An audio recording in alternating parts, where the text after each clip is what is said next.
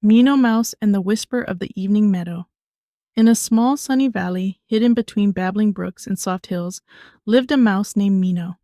Mino wasn't just any mouse. Oh no.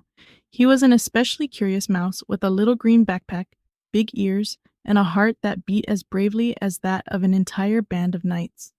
Mino loved adventures, but he also loved the evening, when the sun slowly disappeared behind the hills and the sky looked like a coloring book full of orange, pink, and purple. Mino often sat on his favorite stone and listened to the whisper of the evening meadow, because right then, just before nightfall, the grasses, beetles, and flowers told the best stories, very quietly. Only those who sat still and listened closely could hear them. On one particularly golden evening, something strange happened.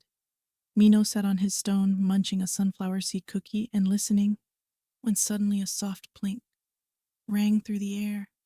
Not from the front, not from behind. No, the sound came from below, from a small hole between two stones. "Oh!" exclaimed Mino and bent down. Something sparkled from the hole, something bright, something blue. Curious, Mino carefully climbed down. He squeezed through the hole, sniffed, and landed with a plop in an underground tunnel. But wait, this wasn't an ordinary tunnel. Mushrooms glowed in all colors on the walls, fireflies floated like tiny stars, and in the distance Mino heard music. "An adventure!" Mino whispered excitedly and pulled his tiny compass from his backpack pocket. "But a quiet one. After all, it's almost bedtime." So Mino began his journey through the under-meadow world, a hidden world beneath the meadow that no other animal knew about. Not yet. Mino tiptoed through the glowing tunnel. The music grew louder the deeper he went. He turned a corner and couldn't believe his eyes. A firefly sat on a mushroom playing a tiny harp. "Oh, hello?" Mino whispered. The firefly flinched, but when it saw Mino, it smiled. "I'm Luma. Who are you?" "I'm Mino. I heard your song. It was beautiful." Luma glowed a little brighter. "Thanks. But I'm not just playing. I'm trying to open the door to the Chamber of the Evening Wind." "Chamber of the Evening Wind?" Mino asked, curious. "Yes. That's where the wind sleeps before it goes out at night. But it only opens when someone plays the right song." Mino sat next to Luma and listened. He snapped his paws gently, and indeed, the door in the mushroom tree began to open.